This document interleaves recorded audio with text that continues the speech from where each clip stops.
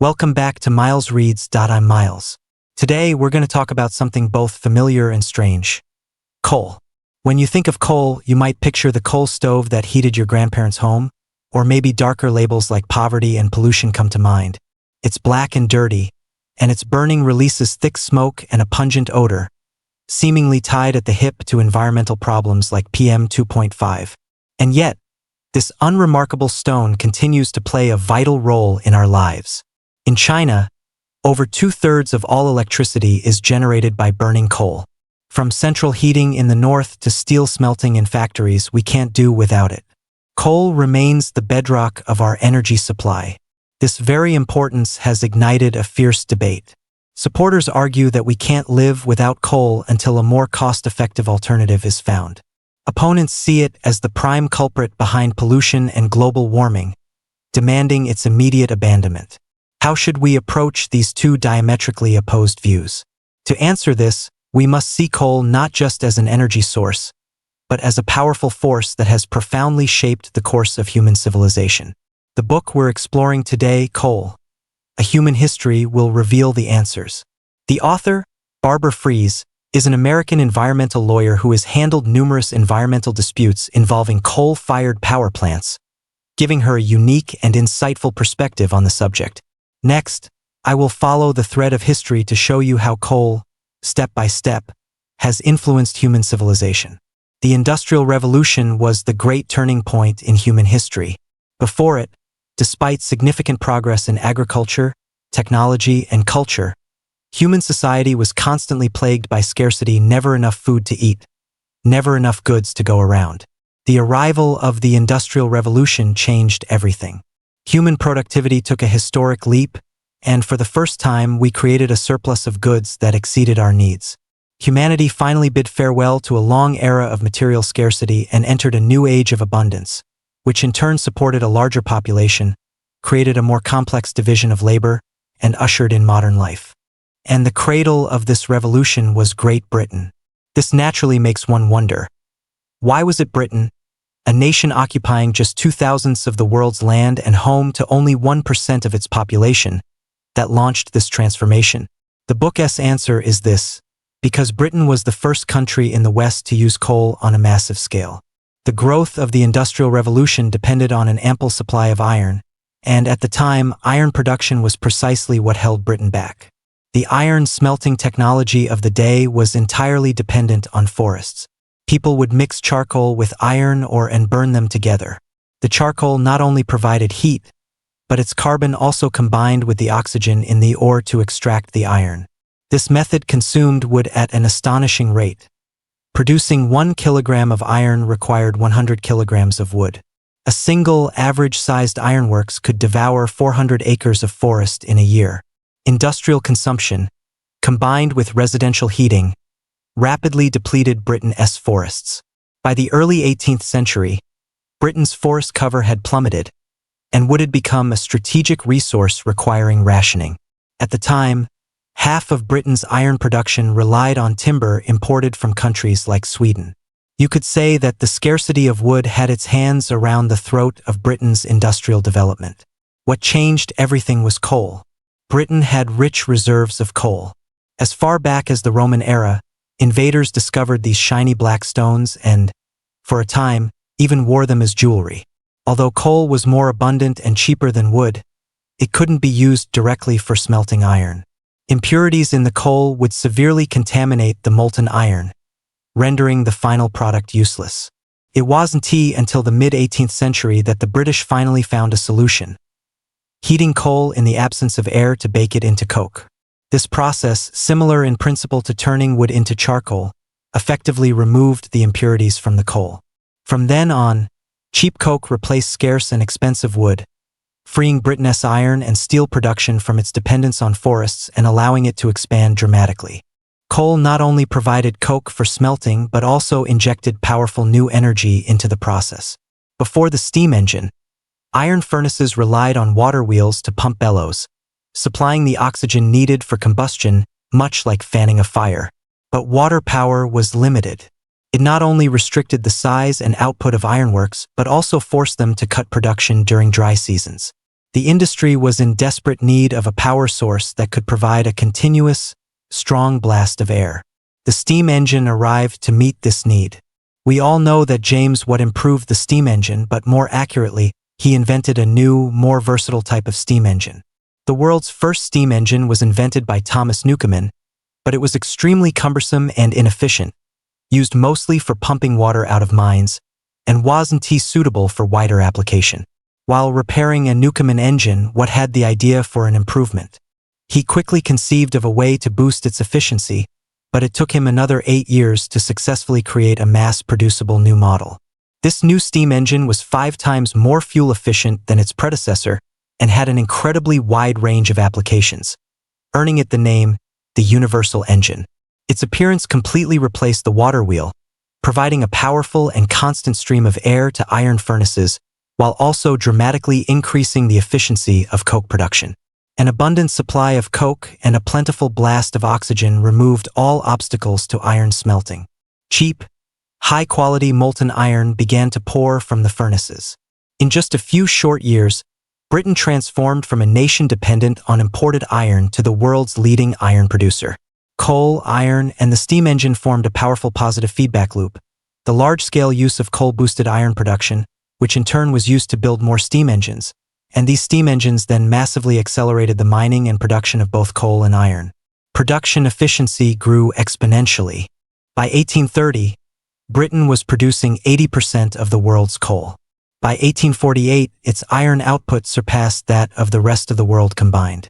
Factories replaced artisan workshops, and mechanized production created an unprecedented abundance and variety of goods. People flocked to the cities around 1860. London's population surpassed 3 million, making it the largest city in the world. Britain became the workshop of the world, its markets and influence spanning the globe. The empire on which the sun never sets was born. And the starting point for all of this was the revolutionary use of coal. We can entertain a hypothesis. Even if the Industrial Revolution hadn't happened in Britain, it might have emerged in another European country. But for the United States, the role of coal was irreplaceable. Regardless of where the spark of the Industrial Revolution was first lit, America was destined to become a rapidly rising power. The source of this confidence lay buried deep beneath American soil. The United States possesses the world's largest proven coal reserves, totaling nearly 250 billion tons, more than double that of China, which ranks third. This has led Americans to jokingly call their country the Saudi Arabia of coal. Coal drove America's rise in 2 main ways. First, through the canal and railroad networks built around it, and second, through the new labor policies that it gave birth to. America's early industries were concentrated on the East Coast, while its rich coal fields were located over 100 miles to the west in the Pittsburgh area. In an era of relative labor scarcity, transporting this coal to the east was extremely expensive, creating a bottleneck for American industrial development. 2 ironmasters, Josiah White and Erskine Hazard, keenly recognized this problem. They realized their profits were almost entirely at the mercy of coal prices. Whenever coal was in short supply, their business became unprofitable. They had a stroke of genius.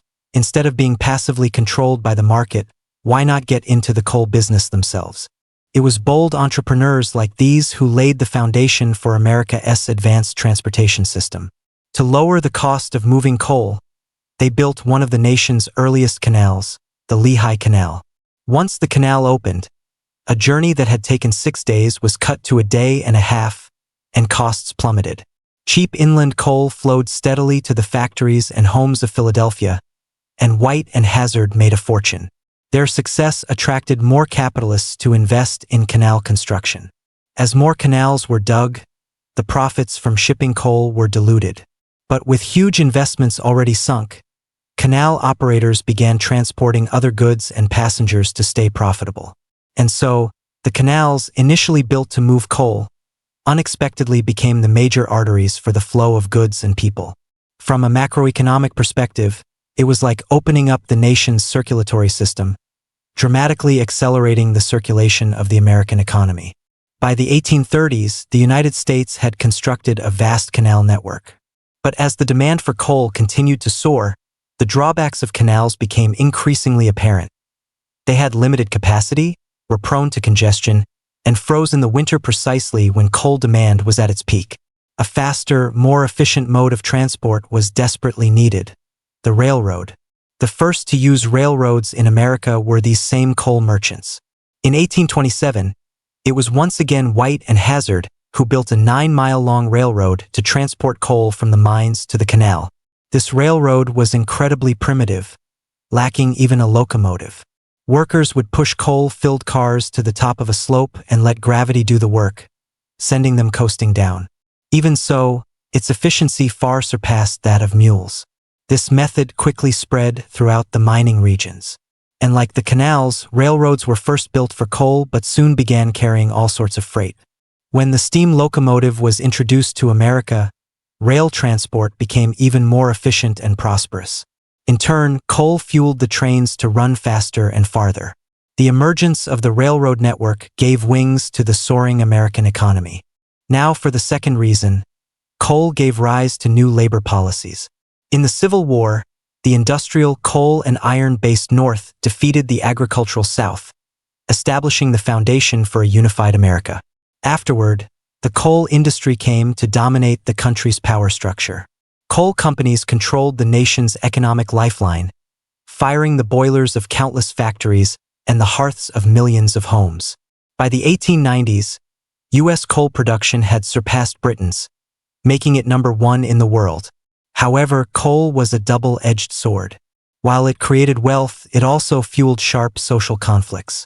As coal companies monopolized and expanded, the community of miners grew in size and strength, and their struggles became more intense. In 1902, the United Mine Workers of America organized a massive strike.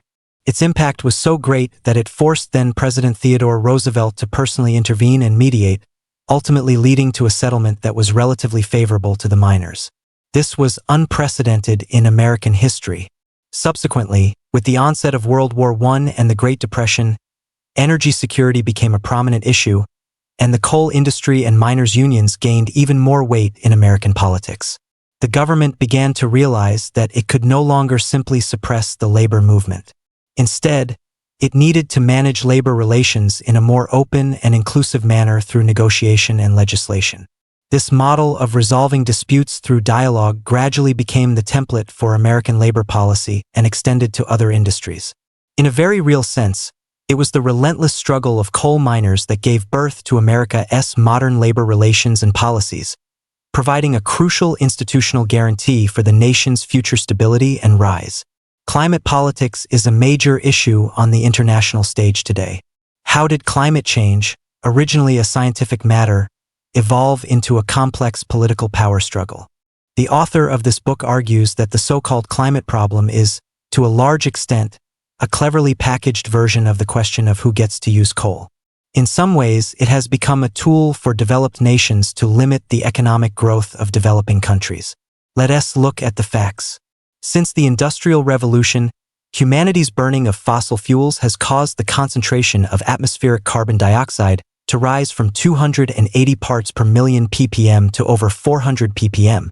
Scientific models predict that if no action is taken, the global temperature will rise by 1.4 to 5.8 degrees Celsius by 2100, potentially leading to severe consequences like rising sea levels, more frequent extreme weather, and a disrupted ecological balance. Among the fossil fuels that produce carbon dioxide, coal is not the largest source by total volume. In the United States, for example, petroleum accounts for 43% of emissions, natural gas for 21%, and coal for 36%. The key issue, however, is combustion efficiency. To generate 1 kilowatt-hour of electricity, natural gas emits less than a third of the carbon dioxide that coal does. This means that for the same amount of power, the more coal you use, the higher your carbon emissions. Furthermore, burning coal also releases large quantities of harmful gases like sulfur dioxide and nitrogen oxides, which are the main causes of acid rain and smog. Therefore, the use of coal does indeed have a huge impact on the climate and environment, placing it at the heart of the climate problem. And the climate problem is, at its core, an economic problem. Limiting coal consumption means increasing energy costs, which in turn suppresses economic growth. Let's take the United States as an example again. As a major energy consumer, the U.S. has long relied on coal-fired power. As recently as 2010, coal still accounted for 38% of its electricity generation. The reason is simple.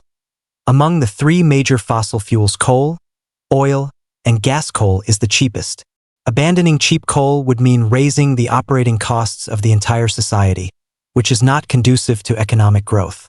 So, what have developed countries done about the climate issue? The United States signed the Kyoto Protocol in 1998 and urged other nations to join. But in 2001, the Bush administration announced its withdrawal. This move was driven by a calculation of America's own interests. Despite having abundant oil and gas reserves, the U.S. has long been dependent on energy imports. The painful lessons of two oil crises taught Americans that energy independence is crucial. And the one resource that could guarantee this independence was its own vast domestic coal reserves. Therefore, the United States was never going to truly abandon coal. This brings us back to our original question. Facing the environmental problems caused by coal, should we continue to use it or not? As of now, humanity has yet to find an energy source that is both as cheap and efficient as coal and can completely replace it. But the pollution from burning coal is not an unsolvable problem. Many coal-fired power plants in developed countries have installed highly effective purification systems that use chemical sprays and other methods to remove 70% to 90% of the harmful substances from flue gases. The only catch is the cost, which can run into the hundreds of millions of dollars. As for carbon dioxide emissions, a technology called carbon capture and sequestration is currently under development. It aims to capture the CO2 emitted from smokestacks and process it for permanent storage. If this technology matures, the problem of greenhouse gases might also be solved. Therefore, perhaps we shouldn't confine ourselves to the binary question of to use or not to use. Instead, we should collectively consider how to minimize the negative impacts of coal on the planet and humanity. This, perhaps, is the most practical question we can ask about the future of coal. That's the core content of this book. Let's recap. First, we discussed how coal, by replacing wood and powering the steam engine, ignited the Industrial Revolution in Britain and gave rise to the empire on which the sun never sets. Second, we analyzed how coal spurred the creation of vast canal and railroad networks in the United States and shaped new labor policies, laying a solid foundation for America's rise. Finally, we explored how the climate issues arising from coal use have today evolved into a political game that influences the international landscape. This concludes our summary of Coal, A Human History. Congratulations, you've just finished another book.